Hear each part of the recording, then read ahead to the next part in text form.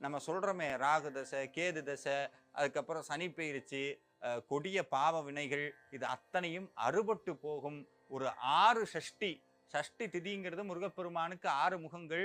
அவருக்கு உகந்த நட்சத்திரம் சஷ்டி. ஏன் அப்படின்னா சிவபெருமானுடைய 5 முகங்கள் ஈசானம், தற்புருஷம், வாமதேவம், அகோரம், சத்யோஜாமன்னு சொல்லக்கூடிய 6 முகங்களும் இன்னொரு முகம் ஞானிகளுக்கு மட்டுமே தெரியக்கூடிய முகமாகிய அதோ முகமும் சேர்ந்து 6 முகமாக சிவன் பார்வதி அம்சமாக உதித்த தெய்வம் முருகப்பெருமான். அந்த முருகப்பெருமானுடைய அற்புத கீர்த்திகளுடைய வலிமையெல்லாம் பிறந்த திதி எதுனா சஷ்டி திதி. அதனாலதான் முருகப்பெருமானுக்கு சஷ்டி திதி அவ்வளவு விசேஷம்.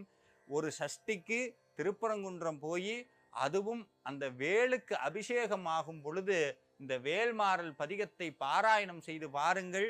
நிச்சயமாக உங்கள் வாழ்க்கை மாறும். அன்னையிலிருந்து நீங்க ஜாதகம் பார்க்கறதே விட்டுற வேண்டியதுதான்.